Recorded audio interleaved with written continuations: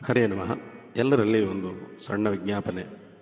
ನೀವೆಲ್ಲ ನಮ್ಮ ಶ್ರೀ ತ್ರಯವಿದ್ಯಾ ಗುರುಕುಲದ ಅಭಿವೃದ್ಧಿಗೆ ಸುಮಾರು 15 ವರ್ಷಗಳಿಂದ ವಿಶೇಷ ಸಹಕಾರವನ್ನು ನೀಡುತ್ತಿದ್ದಿರಿ.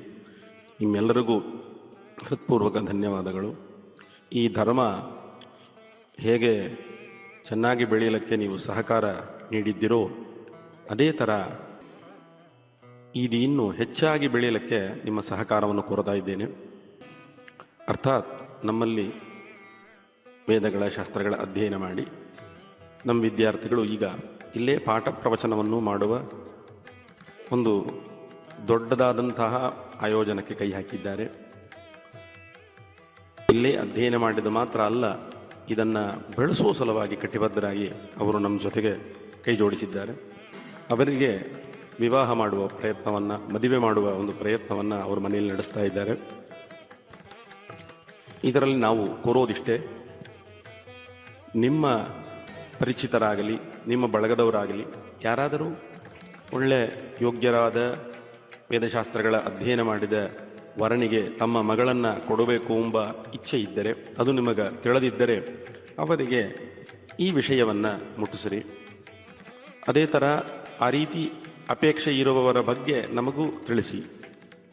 ಇದು ಮಾತ್ರ ಅಲ್ಲ, ಕೆಲವು ಕಡೆ ಅವರಿಗೆ ಉತ್ತಮವಾದ ಯೋಗ್ಯವಾದ ವರನಿಗೆ ಕೊಡಬೇಕು ಎಂಬ ಅಪೇಕ್ಷೆ ಇರುತ್ತದೆ, ಆದರೆ ಆರ್ಥಿಕದ ಸಮಸ್ಯೆ ಇರುತ್ತದೆ. ಹಾಗಾಗಿ ಇದನ್ನು ಮುಂದುವರೆಸಲಿಕ್ಕೆ ಅವರಿಗೆ ಭಾಳ ಆಲೋಚನೆ ಇರ್ಬೋದು. ಅಂಥವರು ಇದ್ದರೂ ಸಹ ಇಲ್ಲಿರುವ ತಾಯಿ ತಂದೆಯವರು ಅದನ್ನು ಜವಾಬ್ದಾರಿಯನ್ನು ವಹಿಸಿ ವಿವಾಹವನ್ನು ಮಾಡಿಕೊಳ್ಳೋಕ್ಕೂ ಸಿದ್ಧರಾಗಿದ್ದಾರೆ. ಇದರಲ್ಲಿ ನಾವು ಹೇಳೋದಿಷ್ಟೇ, ಪುತ್ರಾತ್ ಶತಗುಣಂ ಪುತ್ರಿ ಯತಿ ಪಾತ್ರೇ ಪ್ರದೀಯತೆ ಅಂತ. ಅರ್ಥಾತ್ ಮಗನಕ್ಕಿಂತ 100 ಪಟ್ಟು ಮಗಳು ಉತ್ತಮಳಾಗ್ತಾಳೆ ಯೋಗ್ಯವಾದ ವೇದಶಾಸ್ತ್ರಗಳ ಅಧ್ಯಯನ ಮಾಡಿದ ವರನಿಗೆ ದಾನ ಮಾಡುವಾಗ.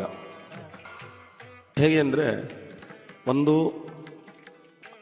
ಆ ವ್ಯಕ್ತಿ ಮಾಡುವ ಜಪ ತಪ ಅನುಷ್ಠಾನಗಳಲ್ಲಿ ಅರ್ಧ ಭಾಗ ಪುಣ್ಯ ಅವಳು ಪಡಿತಾಳೆ.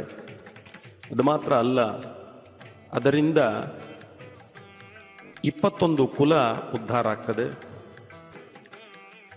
ಹಾಗಾಗಿ ಯೋಗ್ಯವಾದ ವರನಿಗೆ ಕೊಡೋದರ ಮೂಲಕ ಆ ಹುಡುಗಿ ಉಭಯ ಕುಲ ನಂದಿನಿ ಅಂತಲೂ ಆಗ್ತಾಳೆ. ನಿಮ್ಮೆಲ್ಲರಲ್ಲಿ ನಾನು ಪ್ರಾರ್ಥನೆ ಮಾಡೋದಿಷ್ಟೇ, ಈ ವಿಚಾರವನ್ನು ನೀವು ನಮಗೆ ತಿಳಿಸಿದಾಗ ಅದು ಹೇಗಿರುತ್ತೆ ಅಂದರೆ, ಇವರು ಬೇರೆ ಲೌಕಿಕವಾದ ವ್ಯವಹಾರಕ್ಕೆ ಹೋಗದೆ ಈ ನಮ್ಮ ಧರ್ಮವನ್ನು ಉಳಿಸಬೇಕು ಅಂತ ಏನು ಪ್ರಯತ್ನ ಮಾಡ್ತಾ ಇದ್ದಾರೆ, ಹೋರಾಡ್ತಾ ಇದ್ದಾರೆ, ಅವರಿಗೆ ನಾವು ದೊಡ್ಡದಾದಂಥ ಒಂದು ಪ್ರೋತ್ಸಾಹ ನೀಡಿದಂತೆ ಆಗ್ತದೆ. ನಮ್ಮ ಸನಾತನ ಧರ್ಮವನ್ನು ಬೆಳೆಸಲಿಕ್ಕೆ ನಮ್ಮಿಂದಾದ ಒಂದು ಸಣ್ಣ ಪ್ರಯತ್ನವನ್ನು ನಾವೆಲ್ಲರೂ ಮಾಡೋಣ. ತನ್ಮೂಲಕ ಭಗವಂತನ ವಿಶೇಷವಾದ ಅನುಗ್ರಹಕ್ಕೆ ನಾವೆಲ್ಲ ಪಾತ್ರರಾಗೋಣ ಅಂತ ಕೋರ್ತಾ ಇದ್ದೇನೆ. ಇದು ಯಾರೋ 3ನೇ ವ್ಯಕ್ತಿ, ನಮಗೆ ಪರಿಚಯ ಅಲ್ಲ, ಯಾರೋ ಒಬ್ಬರಿಗೆ ವಿವಾಹದ ಸಲುವಾಗಿ ಒಂದು ಆಡಿಯೋ ಬಂದಿದೆ ಅಂತ ತಿಳಿಬೇಡ್ರಿ.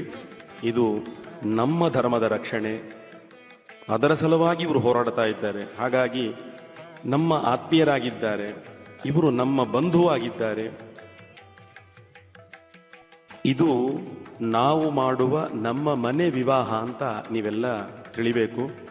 ಈ ಧರ್ಮವನ್ನು ಬೆಳೆಸಲಿಕ್ಕೆ ನೀವೆಲ್ಲ ಕೈ ಜೋಡಿಸಬೇಕು ಅಂತ ಈ ಸಂದರ್ಭದಲ್ಲಿ ವಿನಮ್ರನಾಗಿ ಪ್ರಾರ್ಥನೆ ಮಾಡ್ತಾ ಇದ್ದೇನೆ. ಹರೇ ನಮಃ.